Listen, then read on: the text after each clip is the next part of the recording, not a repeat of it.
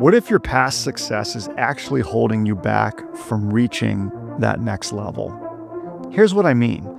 I interview a lot of sales coaches who claim they've mastered the game. They talk about their achievements, their numbers, their accolades. But when I've dug deeper, it's evident that many of them have never truly walked the walk. When I get into these conversations, they know how to talk about it really well, but there's no examples behind it. And that gets me thinking about how many sales professionals might be in the same boat, hitting their numbers, but feeling some sort of imposter syndrome, earning recognition, but still battling that self-doubt, succeeding, but not knowing if you're capable of so much more.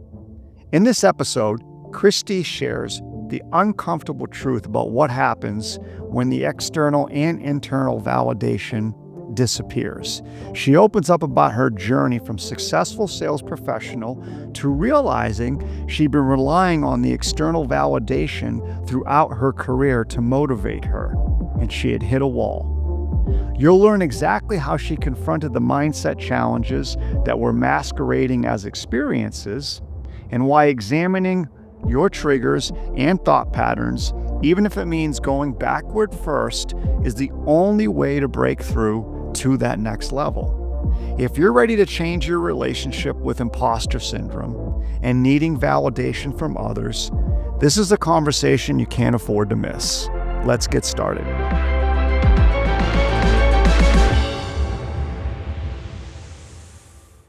So, Kristie, I'd like to talk about your journey today. I think that's really time appropriate. You know, when I think about it, right, it's such a good story because you learned how to walk the walk. You know, I've had some opportunities to interview recently a couple different coaches because, as you know, we're growing, and so we're trying to build our team out and all that. Right. And I mean, I got to admit, and I know it's going to sound a little critical of me, and I'm not judging, or I'm trying not to judge, but I will tell you that so many of these coaches, I walk away from the conversation and I wonder, have they really ever walked the walk? And in many cases, I'm pretty clear they've never walked the walk. They talk an amazing game. Right. They don't walk it. And so what I think's interesting about you that I think our listeners will really appreciate is you have learned to walk the walk, right? When I think about how you had to quiet the voice of uncertainty and doubt over the years, especially in the beginning, right? And when I think about how you've given yourself over time the strength and the permission to make mistakes, and you're comfortable with it, right? And you've got a really good, courageous vulnerability about it. I love that. I think that's amazing. And I know a lot of our listeners would value, you know, knowing how you had to work your way through that. And then, of course, not seeing immediate results, because everything we do as coaches, right? It always seems like, hey, maybe at some point we'll see a result, right? It's just, it is. And you got to get rid of that innate need for immediate gratification. And then lastly, right, trying to get to a place that you'd never been. That's a big one. Yeah, which I can speak to right now too, as I've looked at how much fun it's been working with you and Pam. But right now, right, it's all about, can I get to this place? Can I bring us as a team to this place that we've never been? So I'd love to dive in, and you and I did talk about this a little bit last week. Just, you know, so kind of walk me through a little bit, walk the listeners through to the best of your ability, the challenges and the awkwardness and the annoyance and the agitation you felt maybe your first 2 years as a coach. Well, I'm going to back it up a little bit, because I was one of those people that thought I had walked the walk. All right. I like where you're going. I like where you're going with this. So obviously you hired me. I know it was an 8-month interview process, but you eventually got to a place of hiring me, and you did your due diligence. We had lots of conversations, and you got to a point where you felt that you could pull the trigger with me. But part of that was what you just described, talking to new potential coaches, I was them. I was giving you the stories of how I felt that I had walked the walk and I was ready. And so thinking back to whether it be when I was in direct sales, whether it was I was betting on myself in 100% commission jobs, whether it was I was mentoring or training as senior roles or my management roles in sales, the variety and vast experiences that I had success. I had the reward. I had the results. I had the ability to talk through the efforts that I had made to get to those levels of success. But I had never faced real adversity in any of those roles. And so to say walk the walk, I think part of walking the walk is how was I consistently focused on my internal self to peak perform? That hadn't happened yet. I didn't need to do it. I was reaching levels of success that were satisfying for me. And so that's why I thought that I was ready, and I wasn't. So that's such a good point. And I know for a lot of our clients, they actually go through this where when someone new joins one of our clients, it's an eye-open experience for that new person, because many of them have the same story as you, where they had been successful in all intents and purposes and definitions where they were. And then I can think of several of our clients where it's a little bit more night and day, where those are just table stakes. How did you reconcile that? Well, it was a hard journey. And I want to be clear, there's no perfect answer. I know that. So the best you can do is give your answer. Well, and hopefully this will help others get there quicker than I did, because it took a couple years of really large struggle. And ultimately, as some know that are listening, others will now, it took me leaving Lappin 180 for a period of time to really fix myself before coming back to perform better. And so it was years of work, but it was work on me. And it was a couple years of those initial times here coaching, doing something I had never done before, trying to perform at a higher level I had never done before. I had to go through a lot of struggles to knock me down to a point where I had to tell myself, I have to fix this. This is on me. Did you fight it at first? Like recognizing, oh, wait a minute, I've accomplished all of this. I am now here. This may not matter. I don't like that feeling.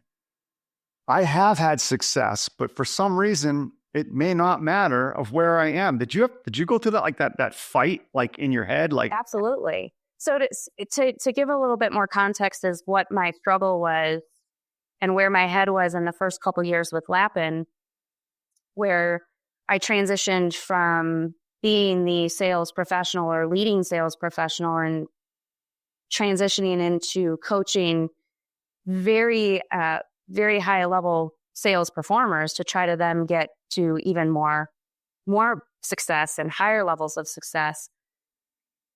What I was telling myself was a definition of success was external accolades, external recognition. Dan Lappin sitting in my session saying, you did a phenomenal job. You did a fantastic job. That's what I was seeking. Or if Pam was shadowing my session, that Pam would have no critical feedback for me, that it would be, you are doing everything that you should do. You're doing an amazing job. Everything is perfect. I was aiming for perfection. And how I was, outside yourself. Outside myself. I was looking for validation. I was looking for my clients to validate me and not have any negative feedback. Pam to validate me, you to validate me, anybody that I could seek externally to give me the recognition of the equivalent of the award podium in sales and being top performer. That's what I equated to. Now I need to work towards that. Did it feel like you were chasing something? Yes. And then when you felt that way, I know this is not the easiest, but when you felt like you were chasing something, how did it feel? Do you remember like some of the thought processes that you had? I felt like I was never going to get there. I felt like it was an immense struggle to get there.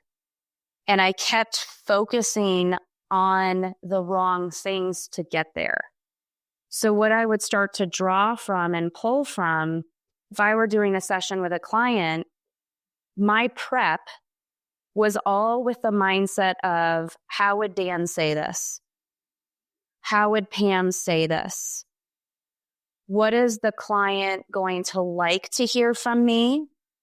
What are they not going to like from me?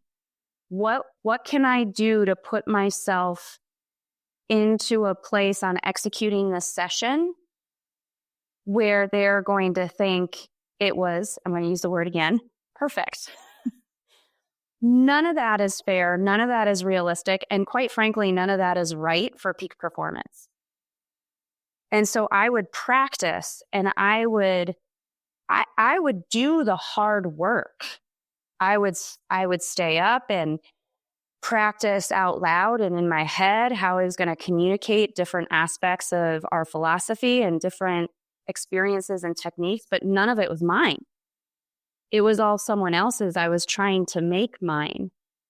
So I was putting hours and hours and hours into prep on things that weren't authentic to me. They weren't real to me. They were things I was trying to make for myself to make myself look better. And it resulted in a lot of stress and anxiety and lack of sleep and, quite frankly, poor performance. I'm going to say I wouldn't go so far.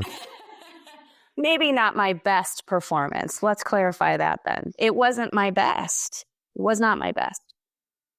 So what were you attached to? What were you feeling scarce about? Because, right, that's what I know for me too. If I catch myself focusing on some need to be validated, right? I know it's because I'm coming from a place where I'm either attached to something and or I might even have some scarcity on something. That's what drives, that pursuit. What do you think you might have been attached to or scarce regarding? So it goes back to, we can unpack where this comes from in the way that I was brought up some other day, but it absolutely. Everybody listening right now is shaking their head up and down, going, yeah, I've been there. We've all been there. Yeah, there's some deep-seated reasons that I am made this way, which I will, now self-regulate. But it all came from that I defined my success and my worth in the validation from others. And so that's what I was seeking. If I wasn't getting that, then to me, that was seen as failure. And I also had a very tough relationship with failure that I viewed failure as bad. You just caught me, right? I said poor performance. It wasn't that I was performing horribly, but I wasn't performing at my best. And so my psyche will tend to put that in a bad domain. And so I was fearful. I was fearful, scared, scarcity of taking certain risks and trying my own way, or being a bit different than you and Pam. Instead of embracing that, I fought it.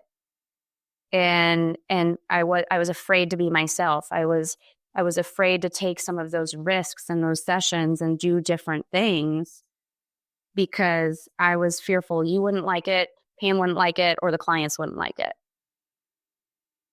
or that it wouldn't work as well as what I've seen success that you've had or Pam had had. When I look back on this too, I don't remember you ever sharing this.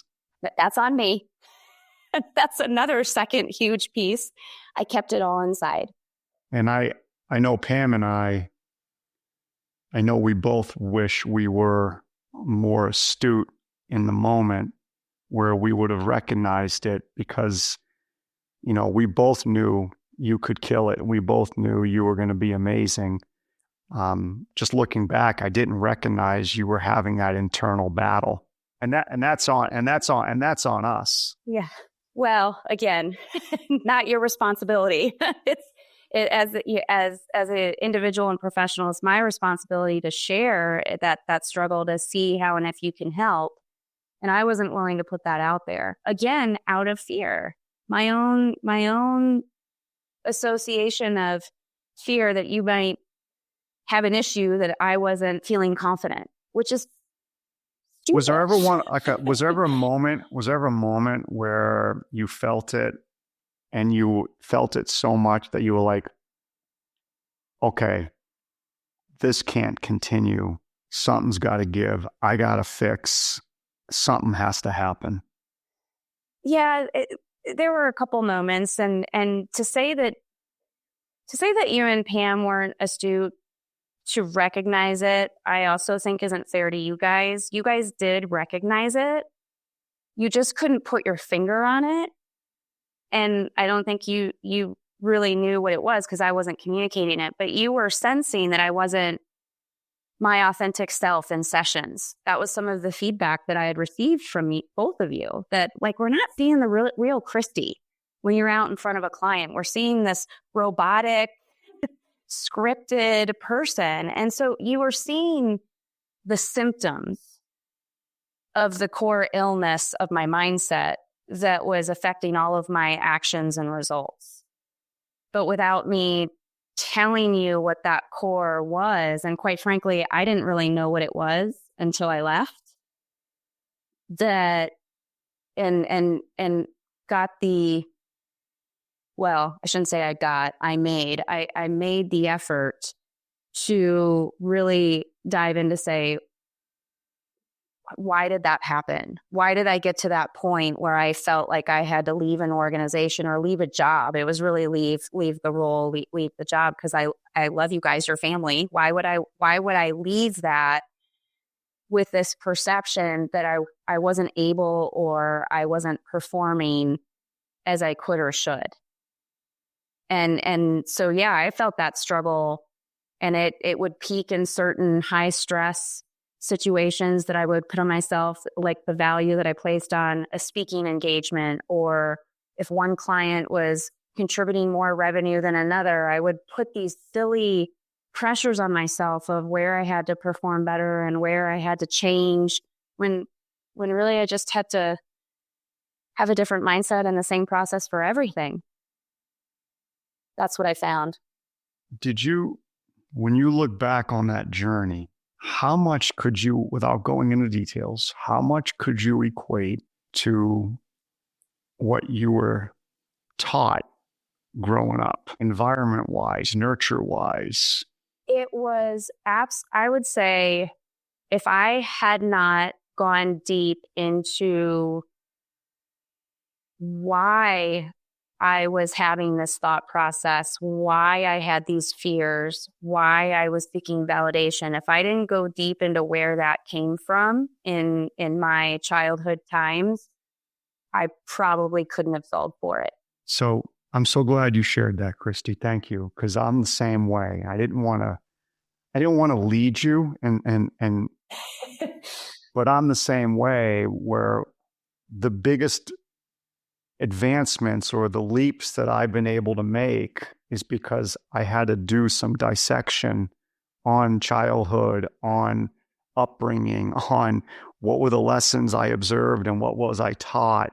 And then I had to learn to identify those and let them go. Now, not everybody's like you and I in that sense, but I have a feeling many are. And a lot of times our attachment, our scarcity comes from all that. So I'm really glad you did share that, because I know for me, it's been very similar. And I know, Pam, it's been very similar too. Very similar. Yeah. Yeah. It's one of those very difficult, very raw experiences to go back to some of the things that might have been negative, but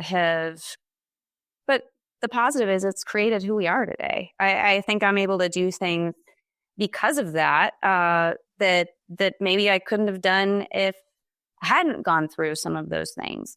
So I think the other piece to it is letting go, but also it helped me redefine, because I had to understand how I was defining my validation, how I was defining what makes me me, how I was defining what some of my whys were, how I was defining my relationship with fear, and why risk actually leads to good things, not bad things. So to help a little bit here, Kristie, right? I think the big takeaway right now is for all of us, sometimes, and not maybe sometimes, maybe it is true, you got to go back in order to move forward, right?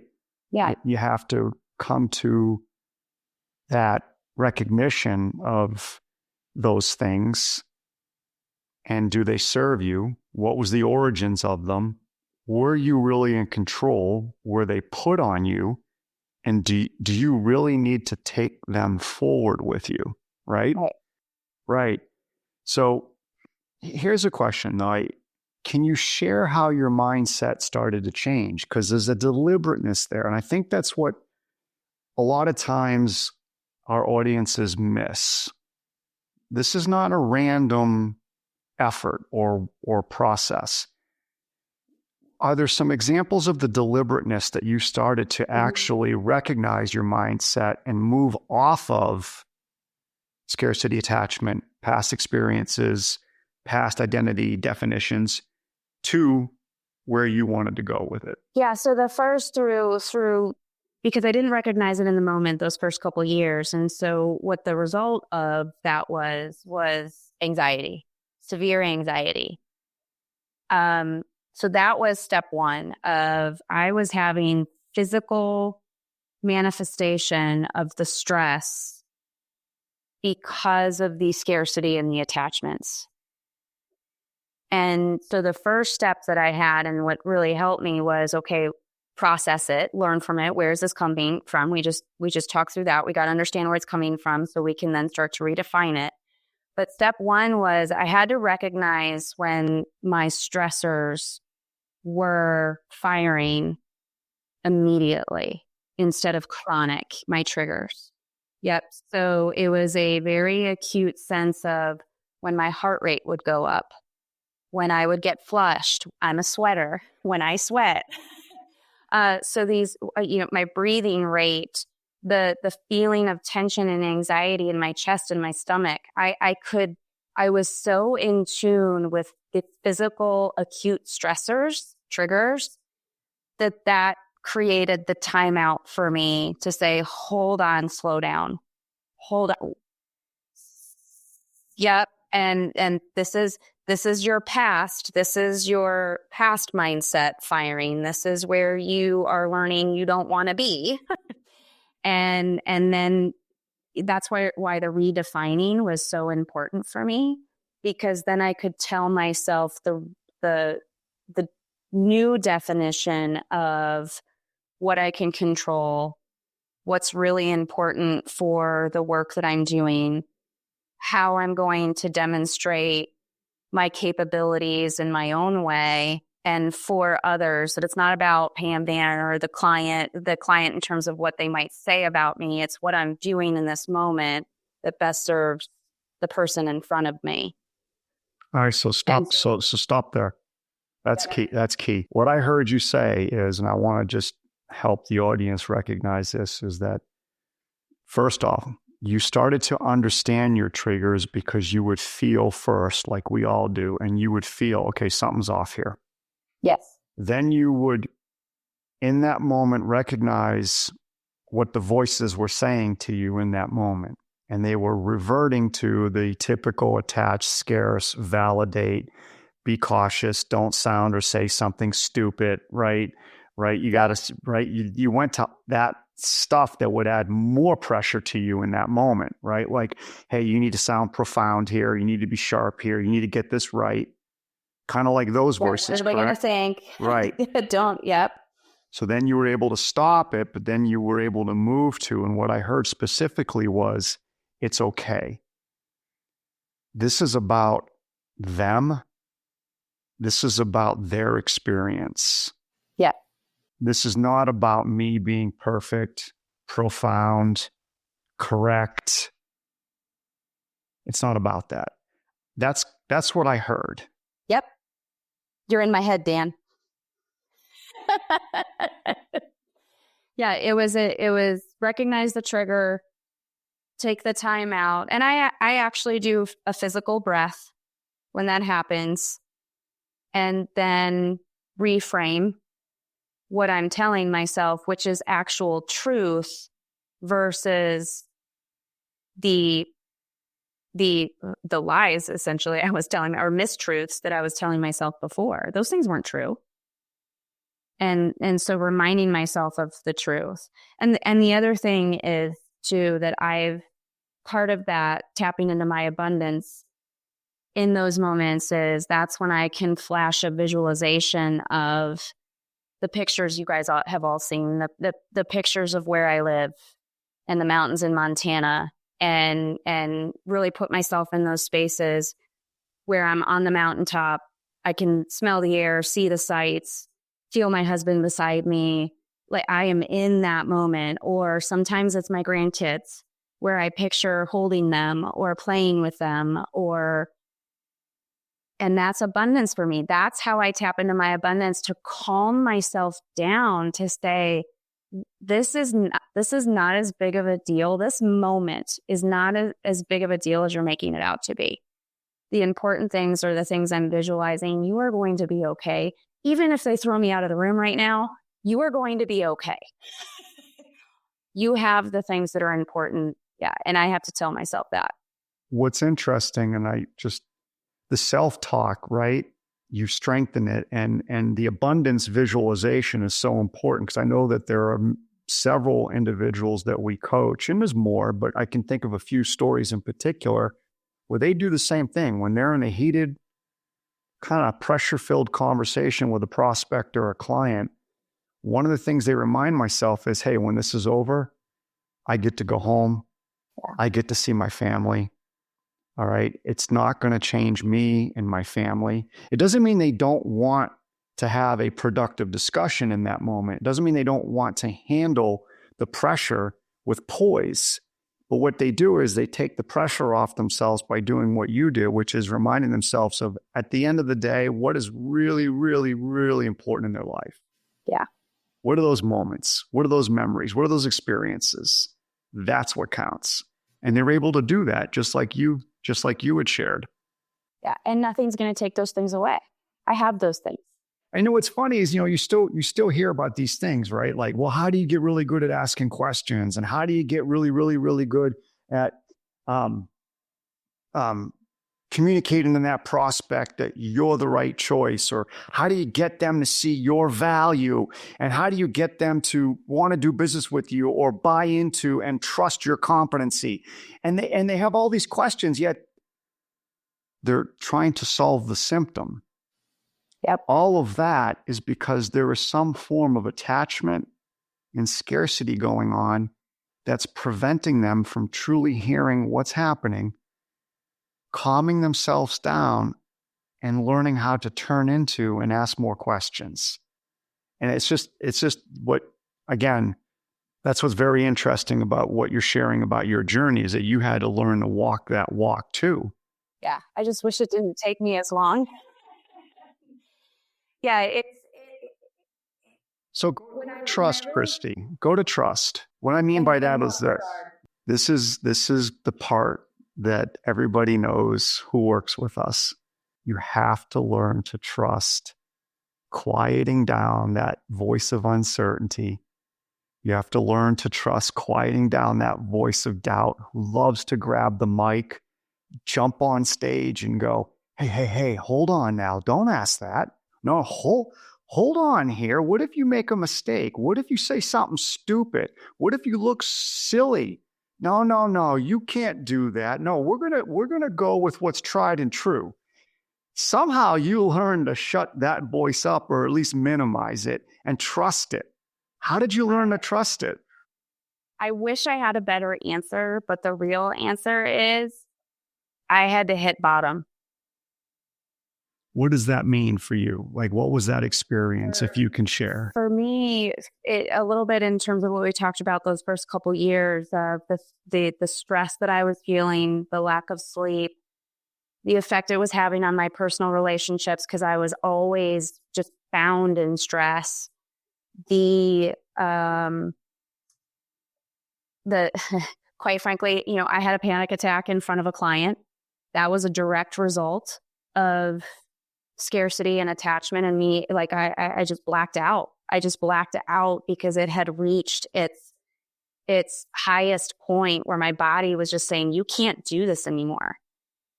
And so the unfortunate side is it took me with years of chronic stress that I was putting on myself to for a therapist, for my husband, for me to get to myself to say, this isn't healthy. You can't do this anymore. You have to figure out how to work yourself through this. And it is on you. This is on you. And I had to take ownership of it. And once I started taking ownership of it and being willing to lean in and learn something and believe something different, then I started to trust it.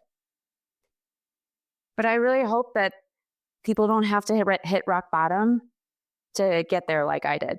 Do you think that you did? Is it, and I don't know the answer, do you like change or do you like the familiar? Are you a heavy routine person, heavy kind of habit pattern person? So this is weird. I'm both. It depends if we're talking personal or professional. Personal, I'll change everything all day long. I've moved all over the place. And even professionally, I was willing to change jobs because there were things that I wanted to achieve or I wanted to do next. And if you look at my resume, someone called me a job hopper. So I'm an adventure seeker, and so a lot of that comes into change. But when it comes to my day-to-day and my thinking, I am very routine. I am very tried and true. This has worked. And yes, trying new things in a routine that might put my results at risk for my performance, that I tend to lead more towards the attached familiar.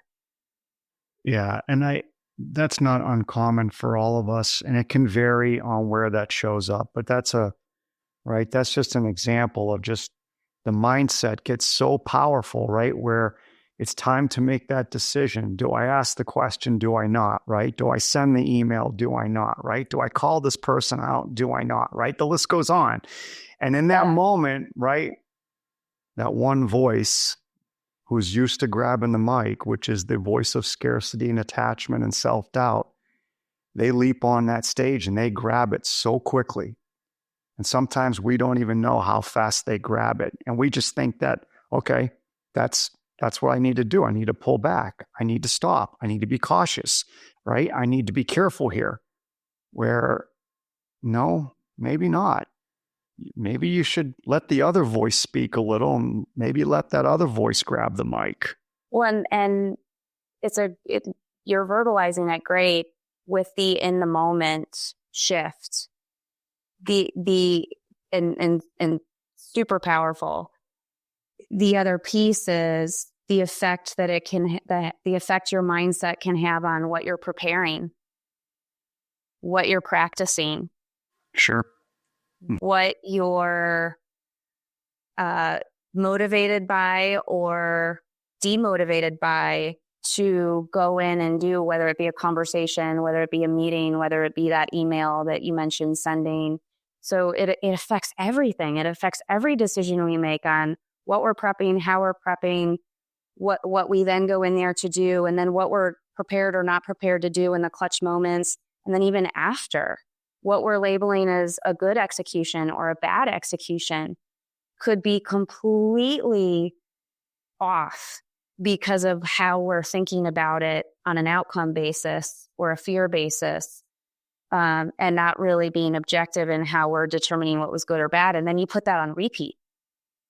And if we're not circumventing the mindset shift, it's everything that we do or don't do.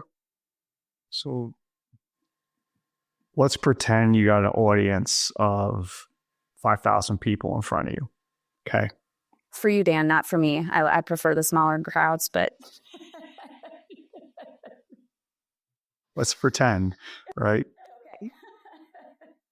And you're at the end of this type of talk, and a moderator says to you, Kristie, what are 3 non-negotiables for you now mentally in from a mindset standpoint? So you've learned so much over the years. What are those 3 non-negotiables that you could share with the audience today? So I were to bring it down to 3.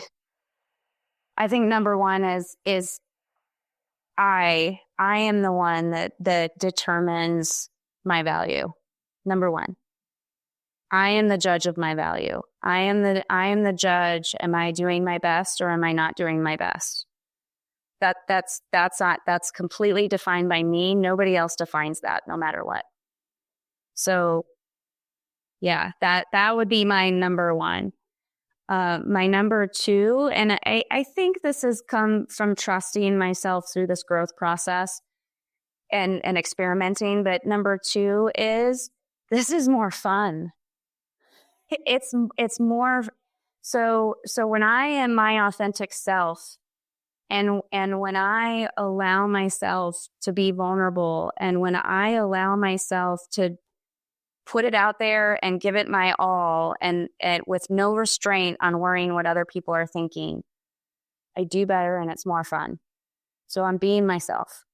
So interpreting that a little bit, it's if you're having fun and it feels that way, you feel that you're on track. When you're not having fun, then you kind of recognize, hold on a second, where am I right now? Why? Yeah. Yeah. And that makes sense because you're very warm, you're very friendly, you're very energetic, right? You're very engaging. And I want to feel that inside. and that's what's changed. I feel calm. I feel excited and not nervous. And it's because I'm going to go out there and have fun. I'm going to give it my all, be myself. And if they laugh at me, they laugh at me. If they don't like it, they don't like it. But I'm defining whether or not I'm doing what I should and can be doing. What do you say to yourself out of curiosity to detach? So that's probably that third layer that, and Dan, I credit you this because it resonates for me as well, which there's no good, there's no bad judgment labels here. We have the ability, if we're willing to calm the mind, determine what's going on in this moment, to determine how I want to respond, to stop labeling, to just stop labeling. I don't label body language anymore in my audience. I read it if I need to lean in and try to understand it, but I don't label it. I don't label someone asking a lot of questions of me or pushing back on me, challenging me, maybe not agreeing with what we're coaching. I don't see that as a bad. I see that as fun. Like, okay, game on. Like, where are they coming from? What are they thinking? And I've seen you do that. Yeah. So I think for me, detachment is there are no labels here. I'm not going to label anything. I'm just going to go assess, see what I can potentially bring to see if I can help someone level up, and what I need to do to, in that moment, to see if we can get there. If we do, we do. If we don't, we don't. I can only control me and what I try to do in that moment. All right. So what I like the most is, and you really got me thinking about this because I have the same theme you do. I know most people we coach do to some degree. Not everybody's the same. But I think there is a little bit of truth. You got to have the courage to go back, figure some things out, come to terms with things, right? Doesn't mean you accept them. It doesn't mean you fight them, but you come to terms with them And sometimes you got to do that and then remind yourself you don't need to bring that forward. So you got to go back in order to move forward sometimes, especially when it comes to the mindset and the different thinking patterns that we've created over time. Absolutely. And yeah, and to that point, Dan, also going back to what I thought was successful and how I got there, and was it the right thing through that journey of the 20 years where I thought I walked the walk. I didn't walk the walk yet, but happy that we're doing it together now, continuing to make forward progress. As we wrap up, I want you to ask yourself, what would happen if you stopped seeking validation from others and chasing other people's definition of success? The voice of self-doubt that grabs that microphone in critical moments isn't serving you. That voice only wants you to be safe and in control in that very moment. It's petrified of risk and losing control. So it's happy when you stay right where you are. Real performance, the kind that sustains itself regardless of outcomes, starts with having the courage to examine the relationships that you have with yourself. It requires you to think back and truly ask yourself as objectively as you can, what made me successful? What contributed to my success? What were the things going on in time in each situation that did contribute to the success that I was experiencing? Remember, what Kristie shared about having to hit rock bottom before she could break through, you don't have to wait that long.